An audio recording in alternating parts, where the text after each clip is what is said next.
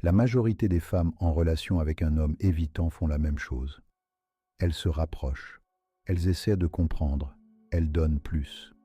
Elles sont plus patientes, plus présentes, plus douces. Et lui, il s'éloigne quand même. Pourtant, ce que vous ne savez probablement pas, c'est que cette façon de faire, aussi sincère soit-elle, est exactement ce qui alimente sa fuite. Pas parce que vous faites mal les choses, mais parce que son cerveau est câblé d'une façon que personne ne vous a jamais expliquée. Et aujourd'hui, je vais vous expliquer comment ça fonctionne, et surtout ce que vous pouvez faire différemment. Je m'appelle Armand, je suis psychologue, et ça fait de longues années que j'écoute les hommes me parler de leur vie amoureuse. Je les écoute me raconter toutes ces choses qu'ils n'oseraient jamais dire à leur partenaire. Assez parlé, on est parti. La première chose que je veux vous dire, c'est que cet homme n'est pas un monstre. Je le dis parce que sur Internet, les hommes évitants sont souvent décrits comme des manipulateurs, des gens qui jouent avec les sentiments, des gens qui ont peur de s'engager parce qu'ils sont lâches. Et cette description est fausse, profondément fausse. La grande majorité des hommes évitants que je reçois dans mon cabinet sont des hommes qui souffrent. Des hommes qui ne comprennent pas eux-mêmes ce qui se passe en eux. Des hommes qui voudraient aimer normalement et qui n'y arrivent pas. Ce ne sont pas des lâches. Ce sont des hommes qui ont grandi dans un environnement où personne n'était vraiment fiable, où exprimer un besoin ne menait à rien, où le conflit menait systématiquement à l'affrontement. Alors leur cerveau a appris. Il a appris à faire seul, à ne pas dépendre, à rester prêt à partir parce que rester pouvait faire mal. Ce n'est pas un choix, c'est une adaptation de survie. Et ça a commencé bien avant vous. J'ai un patient, je vais l'appeler Nicolas, 42 ans, cadre supérieur, brillant dans son travail, incapable de rester dans une relation au-delà d'un an. Quand je lui demande ce qui se passe à chaque fois, il me dit la même chose. Au début, ça va. Et puis à un moment, je commence à me sentir coincé. Je n'arrive pas à expliquer pourquoi. Je sais que j'aime cette femme, mais je ne ressens plus rien. Et je préfère partir avant que ça devienne vraiment mauvais pour tout le monde. Nicolas ne choisit pas de fuir. Il ne sait pas faire autrement. Et voilà ce qui est important à comprendre. Parce que ce qui se passe dans son cerveau, c'est une histoire de neurochimie. Écoutez-moi, c'est la clé de tout. Quand on grandit dans un environnement sécurisant, dans lequel on est aimé de façon stable et prévisible, notre cerveau développe ce qu'on appelle les récepteurs à l'ocytocine. L'ocytocine, c'est le neurotransmetteur du lien. C'est cette chaleur dans la poitrine quand on rentre chez soi. Cette sensation d'être en paix avec quelqu'un qu'on aime.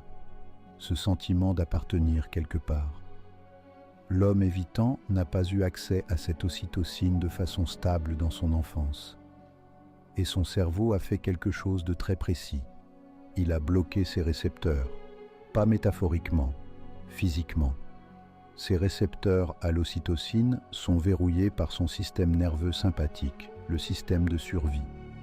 Donc, quand vous cherchez à vous rapprocher de lui, quand vous cherchez à créer un lien émotionnel profond, vous lui demandez de faire quelque chose que sa biologie combat activement. Ce n'est pas de la mauvaise volonté. C'est son cerveau qui crie au danger. Et en l'absence d'ocytocine, en l'absence de GABA, de sérotonine, de vasopressine, le seul neurotransmetteur qui reste facilement accessible pour lui, c'est la dopamine. La dopamine de la nouveauté, la dopamine de l'adrénaline, la dopamine du risque calculé. C'est pour ça que beaucoup d'hommes évitants sont d'excellents professionnels, d'excellents entrepreneurs, des preneurs de risques dans leur carrière. Parce que dans ces domaines, la dopamine est accessible. Et la relation intime, elle, est une menace, pas un refuge. Et ça explique quelque chose que beaucoup de femmes vivent et ne comprennent pas. Les premiers mois avec lui étaient magnifiques. Il était là, attentionné, peut-être même très intense. Et puis quelque chose a changé. La nouveauté s'est épuisée. La dopamine de la découverte s'est tarie. Et la réalité de la relation a commencé à s'installer. Les attentes, la connexion émotionnelle qui grandit, l'intimité qui s'approfondit. Et lui, au lieu de s'y installer confortablement, a commencé à reculer, parce que tout ce qui ressemblait à de l'attachement résonnait dans son cerveau comme une alerte. Maintenant, voilà ce que font la plupart des femmes à ce moment-là. Et je ne vous juge pas, c'est une réaction absolument naturelle. Elles se rapprochent encore plus. Elles envoient plus de messages. Elles demandent à parler. Elles veulent comprendre ce qui se passe. Et chaque fois qu'elles font ça, lui interprète exactement ce qu'il redoutait. Quelqu'un dont les besoins sont infinis. Quelqu'un dont il ne peut pas prévoir les réactions. Quelqu'un dont les attentes vont l'engloutir. Et il fuit davantage. La spirale est enclenchée. Et voilà l'erreur fondamentale. Pas parce que vous avez mal agi, mais parce que votre façon instinctive de gérer la distance, qui est de vous rapprocher, est exactement à l'opposé de ce dont lui a besoin pour se sentir suffisamment en sécurité pour rester. Alors qu'est-ce qu'on fait? Parce que c'est bien là l'enjeu de cette vidéo. La première chose, et c'est peut-être la plus difficile à accepter, c'est d'arrêter de le poursuivre. Pas parce qu'il mérite que vous vous effaciez, mais parce que chaque fois que vous courez après lui, vous lui confirmez que la connexion émotionnelle est une source de pression. Ce que vous devez créer à la place, c'est un espace. Un espace qui l'attire plutôt qu'un espace qui le piège. Pensez à un chat apeuré. Vous ne saisissez pas brusquement un chat apeuré. Vous créez un environnement calme, sécurisant. Vous le laissez venir à son rythme. Et progressivement, parce qu'il sent qu'il n'est pas forcé, parce qu'il sent qu'il peut repartir s'il le veut, il s'approche. C'est exactement cette dynamique qu'il faut recréer avec un homme évitant. Être la chaleur vers laquelle il choisit de venir. Pas le filet dans lequel il se sent pris. Et ça ne veut pas dire disparaître, ça ne veut pas dire faire semblant de ne pas avoir de besoin. Ça veut dire être présente, chaleureuse, stable. Quand il s'éloigne d'un pas, vous ne bougez pas. Vous restez là, calme, et il revient, parce qu'il a vérifié que vous ne le pourchassez pas. Chaque fois qu'il s'éloigne et revient sans être puni pour s'être éloigné, il dépose un peu plus de confiance, et c'est cette confiance qui construit lentement le lien émotionnel. Il y a quelque chose que je dis souvent à mes patientes qui vivent cette situation. Quand il disparaît quelques jours et qu'il réapparaît, la réponse qui fonctionne, c'est quelque chose d'aussi simple que ça. Tu m'as manqué ces derniers jours. Tu voudrais qu'on se retrouve ce week-end? Rien d'autre. Pas de questions sur pourquoi il a disparu. Pas de reproches voilés. Pas de déclaration de sentiments. Une invitation chaleureuse, courte, sans attente visible. Et ça, c'est une langue qu'il comprend. L'absence de pression, pour lui, c'est l'invitation la plus puissante qui soit. Maintenant, et ça c'est important, être accueillante et sans pression ne veut pas dire ne pas avoir de limites. C'est exactement l'inverse. Les limites claires sont une des choses qui sécurisent le plus un homme évitant. Pas des ultimatums, des cadres. La différence entre les deux, c'est l'intention. Un ultimatum, c'est une menace. Un cadre, c'est une information.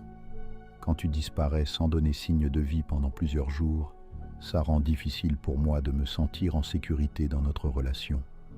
J'ai besoin qu'on convienne d'un système.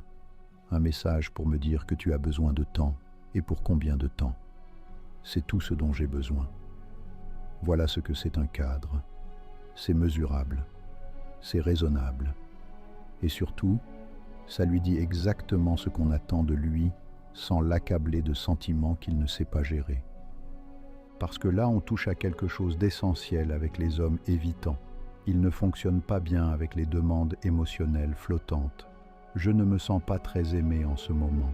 Pour vous, c'est une ouverture, une invitation à se connecter. Pour lui, c'est une variable non mesurable sur laquelle il est soudainement responsable, sans avoir de mode d'emploi. Et ça génère une panique sourde. En revanche, j'ai besoin qu'on se voit 2 fois par semaine. C'est concret. C'est vérifiable. Il peut évaluer si c'est faisable. Il peut s'y engager. Et cet engagement, il le tiendra. Parce que pour un homme évitant, la parole donnée sur quelque chose de clair, c'est sacré. Et voilà quelque chose que peu de femmes savent. Quand un homme évitant fait un effort visible, quand il communique quelque chose au lieu de disparaître, quand il prend contact en premier, quand il dit quelque chose de vulnérable. Il attend, sans le formuler, d'être reconnu pour ça. Pas d'être complimenté de façon exagérée, mais reconnu. Et le mot qui fonctionne le mieux avec lui, ce n'est pas « je t'aime », c'est « je te respecte ». Je respecte vraiment le fait que tu m'aies dit que tu avais besoin de temps plutôt que de disparaître. Ce mot « respect » active quelque chose dans son cerveau que le mot « amour » n'active pas de la même façon. Il y a une réponse neurochimique réelle. Dopamine, testostérone, sérénité. Et il va vouloir recommencer ce comportement. Pas pour vous faire plaisir, parce que ça lui fait du bien, à lui. Maintenant, écoutez-moi bien. Tout ce que je viens de vous décrire, ça demande quelque chose de précis de votre côté. Ça demande que vous ayez votre propre vie. Pas parce que vous devez jouer un jeu, mais parce que si vous n'avez pas votre propre vie, vous ne pouvez pas être stable quand il vacille. Si toute votre sécurité émotionnelle dépend de lui, alors chaque fois qu'il recule, vous vous effondrez. Et cet effondrement, il le voit, il le ressent, et il confirme sa croyance fondamentale. Les autres sont ingérables, leurs émotions débordent, je ne suis pas capable de les gérer. Mais si vous avez vos projets, vos amis, votre vie intérieure, alors quand il recule, vous ne vous effondrez pas. Vous êtes là. Et cette stabilité, cette capacité à tenir l'espace sans panique, c'est le signal le plus puissant que vous pouvez lui envoyer. Celui qui lui dit « Avec toi, c'est sûr, je peux m'approcher ». Ce que je veux que vous gardiez de cette vidéo, c'est ça. Un homme évitant ne fuit pas parce qu'il ne vous aime pas.